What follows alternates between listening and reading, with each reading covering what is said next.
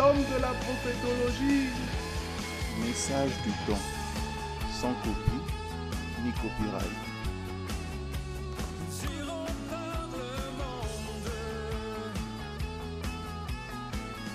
L'homme de la prophétologie. Message du temps, sans copie ni copyright. Amen. Donc, aujourd'hui, nous allons parler de...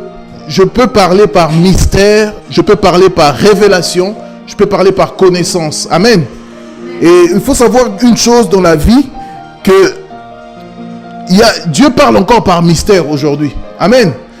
La Bible dit dans 1 Corinthiens chapitre 4, verset 1, que nous sommes des dispensateurs des divers mystères de Dieu. Amen. Paul va dire, nous sommes comme des dispensateurs de ces mystères. Et nous avons vu une fois dans 1 Corinthiens 13, verset 2, que Paul va dire, si j'avais le don de prophétie, si j'avais ce niveau-là de don de prophétie, et que si j'arrivais même jusqu'à la science de tous les mystères et de toute la connaissance, et si je n'ai pas l'amour, cela ne me sert à rien. Vous voyez, avoir toute la connaissance, avoir tous les mystères de Dieu et ne pas le partager par amour, ça ne sert à rien. Amen. Ceux qui ont les mystères et qui ne le partagent pas, ou qui les vendent dans leurs livres, ou dans leurs bouquins, ou dans autre chose, ça c'est la doctrine de Balaam. Balaam, lui, le prophète Balaam, lui, il voulait vendre ses services. Il voulait vendre les mystères que Dieu lui avait donnés. Il faut remarquer une chose, quand Balaam a été envoyé par Balak, le roi Balak, pour maudire Israël, il faut remarquer que Balaam demandait toujours des autels. Et il allait faire des enchantements. La Bible dit, il allait quelque part là-bas, faire dans le livre de Nombres, chapitre 22. Vous comprenez? Il faut comprendre que Dieu parle encore par des mystères. Amen. Et Paul va dire une chose de très claire, et il faut vraiment que vous arriviez à suivre. 1 Corinthiens 14, verset 6, la Bible dit, nous devons le prendre, 1 Corinthiens chapitre 14, verset 6, et maintenant frères, Paul qui parle, de quelle utilité vous serais-je si je venais à vous en parlant en langue? Et si je ne vous parlais pas par révélation, par connaissance, ou par prophétie, ou par doctrine? Amen, on s'arrête là. Paul dit une chose compliquée. Il dit un mystère lui-même. Il dit que si je venais à vous en parlant en langue, une langue des anges, une langue que vous n'arrivez pas à comprendre, je ne serais pas utile. Amen. On est utile que quand on vient et on révèle des mystères. Amen. Ta famille a besoin que tu lui révèles les mystères de Dieu. Ton mariage a besoin qu'il soit révélé dans les mystères de Dieu. Ton enfant a besoin que ton papa ou maman connaissent les mystères de Dieu. Amen. Et si tu connais les mystères de Dieu, je t'assure d'une chose, que tu seras une femme sage et un homme sage, puissant, qui bâtit. Amen. La Bible dit dans Proverbe 14, verset 1, la femme sage bâtit sa maison. Et la femme insensée, qu'est-ce qu'elle fait? Elle le détruit de ses propres mains. Amen. Et il faut bien comprendre une chose, qu'il y a les mystères de Dieu. Et tu dois vraiment comprendre que Dieu, Jésus va dire une chose. Il va dire que l'esprit de révélation, il a dit que vous allez recevoir un autre esprit. Et le Saint-Esprit, quand il viendra, il vous conduira dans toute la vérité et il vous apprendra la vérité. Amen. Et il vous donnera la révélation de tous les mystères. Pourquoi Jésus, quand il marchait, il a dit une chose à ses disciples, à ses apôtres. Je ne peux pas tout vous dire maintenant parce que vous n'êtes pas capable de le supporter. Tous les mystères que moi j'ai, Jésus va dire, tous les mystères que moi j'ai en ce moment, vous ne pouvez pas les comprendre encore parce que vous n'avez pas encore la révélation. Mais je m'étonne que certains hommes de Dieu disent que on ne peut pas parler, Dieu ne parle plus par mystère et tous les mystères ont été révélés, tous les mystères ont été révélés et on ne peut pas comprendre que Dieu ne parle pas par mystère et d'autres hommes de Dieu disent que les mystères se sont arrêtés au niveau des 12 apôtres. Ça ne peut pas être vrai. Le mystère ne peut pas s'arrêter aux 12 apôtres ou à Paul. Sinon Dieu serait injuste. Amen. La Bible dit que Dieu ne fait acceptation de personne. Tel que tu es là, ou tel que moi je suis, Dieu peut te parler. Dis Amen. Amen. Dieu peut me parler, Dieu aussi peut te parler. Je ne suis pas seulement... Dieu ne parle pas seulement qu'au pasteur. Amen. Dieu ne parle pas simplement à l'homme de Dieu qui prêche. Hein? Dieu peut aussi vous parler. Dieu parle. C'est pour cela que Job 33 n'a pas menti. Quand Job 33 dit, Dieu parle tantôt d'une manière, tantôt d'une autre. Dieu parle tantôt par des mystères, Dieu parle tantôt par des révélations, Dieu parle tantôt par la connaissance, par la prophétie, par expérience. Parce que la connaissance, il faut bien comprendre. Hein. De la connaissance, il y a la théorie et la pratique. Quand tu vas faire le code de la route, on te dit non, tu vas faire la pratique et la théorie. C'est comme ça. Et Dieu, pour nous enseigner des fois, il va nous faire passer dans des épreuves. Est-ce que vous comprenez? Il va te faire passer dans des difficultés ou des choses que toi-même tu n'arrives pas à saisir. C'est comme ça que Dieu des fois il parle. La Bible dit ceci. La Bible dit que les enfants d'Israël, quand ils marchaient, c'est Paul qui le dit dans le livre de Corinthiens. Il dit que tout ce qui est arrivé aux enfants d'Israël, c'était pour nous servir d'exemple. C'était pour que leur expérience là ne soit pas inutile. L'expérience que Moïse a vécue, c'était quoi? C'était que lorsqu'il a fait beaucoup de miracles sur cette terre, à la fin, il n'est pas rentré dans le Canaan. Ça veut dire quoi? Ça veut dire que sur cette terre, tu peux tout faire. Mais si Dieu ne juge pas que tu sois digne de rentrer, tu ne rentres pas. Est-ce que vous comprenez? Si Dieu juge que tu n'es pas digne de rentrer, tu ne rentres pas. Et je vais vous dire une chose. Matthieu chapitre 7 nous révèle quelque chose d'important. La Bible dit que Jésus va dire à ses disciples et à ses apôtres, il va leur dire, retirez-vous de moi, ouvriers de l'iniquité. Les serviteurs là vont dire à Jésus, nous avons prêché en ton nom. Nous avons fait des miracles en ton nom. Nous avons guéri des malades et ressuscité des morts, fait des miracles en ton nom. Mais comment ça se fait que tu nous dis que tu ne connais pas? Amen. Comment ça se fait que tu ne connais pas? C'était des ouvriers, comme j'ai l'habitude de le dire, des ouvriers Saül. Vous savez, les ouvriers Saül, c'est quoi? C'est quand Dieu te donne des dons spirituels. Dieu te donne un ministère. Dieu te donne une responsabilité. Par exemple, une responsabilité. Quand tu as un enfant, c'est une responsabilité aussi. Hein. Dieu te donne des responsabilités, autre chose. Mais tu ne veux pas obéir à Dieu. Et qu'est-ce que Dieu a fait à Saül? Il lui a retiré sa grâce. Il a laissé son royaume. Il lui a laissé sa couronne. Il lui a laissé tout. Mais à la fin, Dieu lui dit, je ne te connais pas. Voilà. On dit souvent que Dieu ne se répond pas de ses dons et de son appel. C'est vrai. Dieu va te laisser les dons et l'appel. Mais le problème, c'est qu'il va te retirer sa grâce. Et quand il te retire sa grâce, tu deviens comme Satan. Amen. Et à la fin, la Bible dit que Satan est puissant sur cette terre. Il règne sur cette terre. Laissez-le régner. Mais à la fin, la Bible dit mieux vaut la fin d'une chose que son commencement. À la fin, lui-même, il va aller à son endroit préparé pour lui, l'enfer. Est-ce que vous me suivez? Donc Dieu parle par mystère. Et la Bible dit que le témoignage de Jésus, c'est l'esprit de la prophétie. Donc quand tu témoignes Jésus, tu parles de ton expérience. Tu parles de ce que Jésus a fait pour toi. J'étais avant voleur. Aujourd'hui, je ne suis plus voleur. J'étais avant bandit. Aujourd'hui, je ne suis plus bandit parce que Jésus m'a sauvé. Jésus m'a transformé. Tu parles de ton expérience avec Jésus. Tu parles de la particularité que Dieu t'a donnée. Aujourd'hui, pourquoi l'Église est devenue faible? Parce que nous, chrétiens, on ne veut plus témoigner. C'est devenu normal d'aller à l'église. C'est devenu habituel de chanter pour Dieu. C'est devenu habituel de prêcher pour Jésus. Non, rien n'est habituel. Tout est question de mystère. Amen. Oui, tout est question de mystère, mon ami.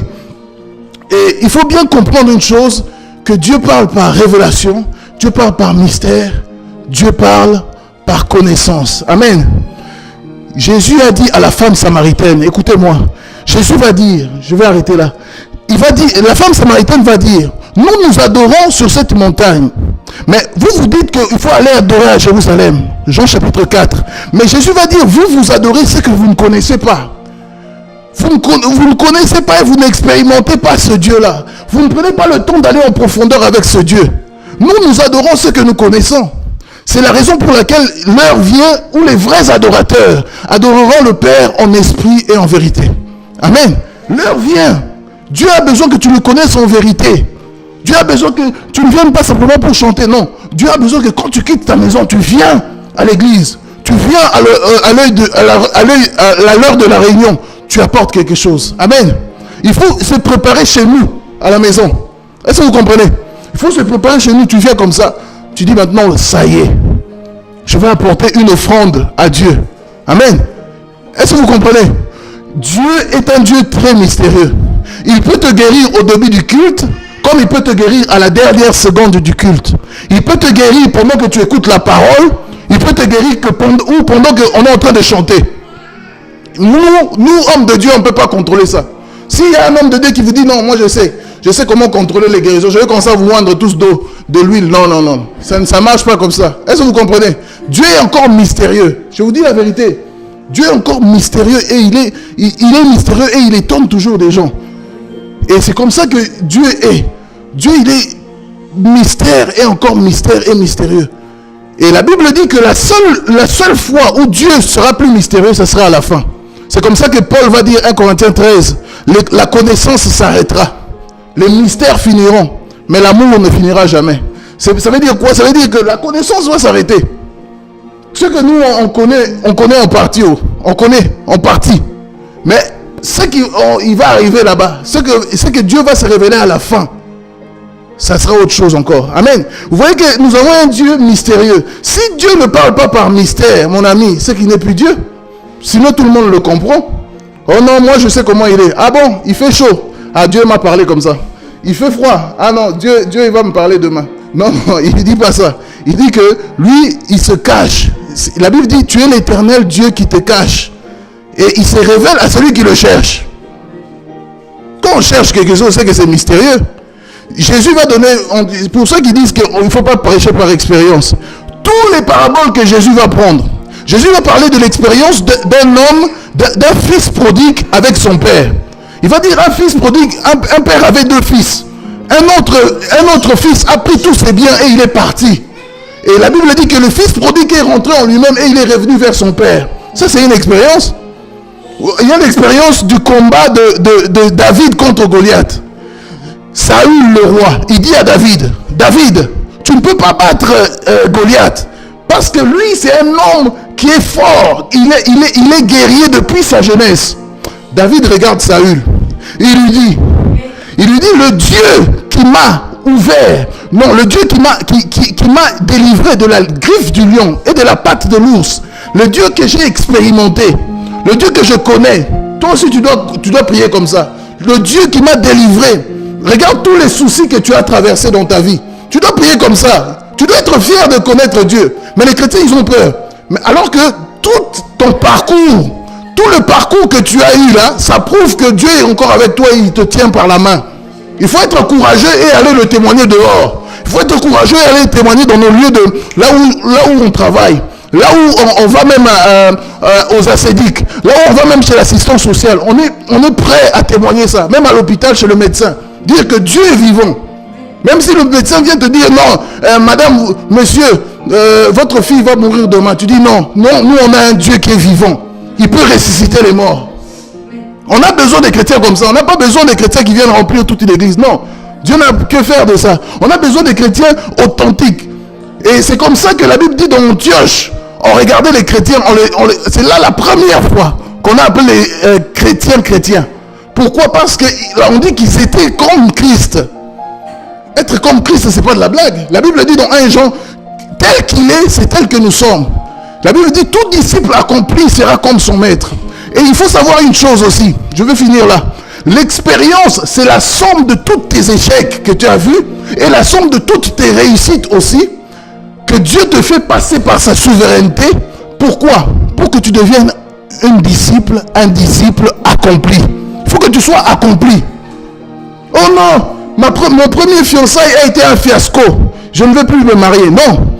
Oh non, mon deuxième fiançailles, j'ai eu des troubles, des perturbations. Ou bien ma première grossesse, j'ai eu une grossesse douloureuse, je ne veux plus avoir d'enfant. Non, il faut continuer, il faut persévérer. Dis Amen. Il faut continuer, il faut persévérer. Dieu est capable de te donner ce que tu désires. C'est pour cela que Dieu le psaume 37 n'a pas menti. Quand le psaume 37 dit, fais de l'Éternel tes délices.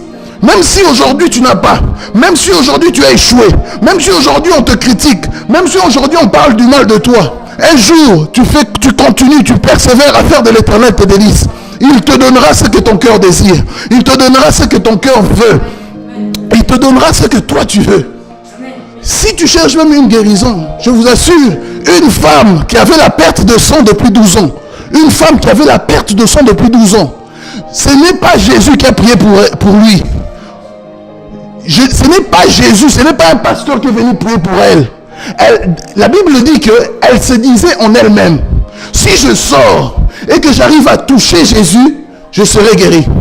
Et elle s'est dit que si je sors, il ne faut même pas qu'un apôtre me touche. Il y avait les 12 apôtres autour de Jésus. Il ne faut même pas que Pierre me touche. Luc ou les apôtres, Pierre, Paul, Judas, non, personne ne me touche. Moi, je vais toucher Jésus lui-même. Amen. Il faut apprendre maintenant à toucher Jésus toi-même. Il faut avoir maintenant une femme de Dieu, homme de Dieu. Il faut avoir maintenant un mystère avec Jésus. Amen. Il faut maintenant apprendre à avoir des mystères avec Jésus. Il faut maintenant apprendre à avoir des secrets avec Jésus. Est-ce que vous comprenez? Il faut avoir maintenant des secrets avec Jésus. La Bible dit qu'une femme, Luc chapitre 7, est rentrée, est venue pleurer au pied de Jésus. C'était une prostituée. Elle a pleuré au pied de Jésus. Tous ceux qui étaient autour de Jésus commençaient à critiquer, commençaient à dire, si cet homme, si Jésus était prophète, il aurait su de quelle nature est cette femme. Jésus savait très bien. Mais il a regardé la femme. Va, tes péchés te sont pardonnés. C'est ce que Jésus a fait.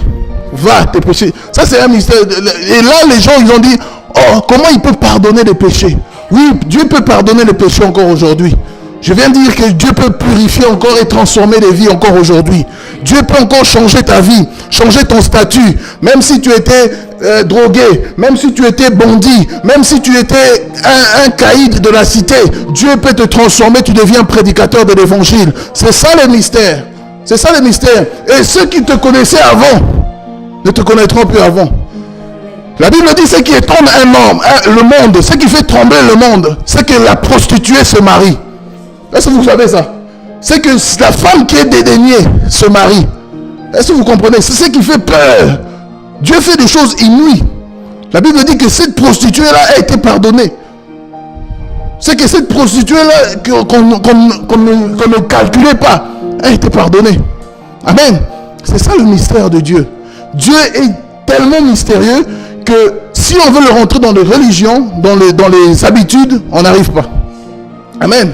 Dieu parle par mystère. Dieu parle par révélation. Dieu parle par connaissance. On va prier le Seigneur. Éternel notre Dieu, merci.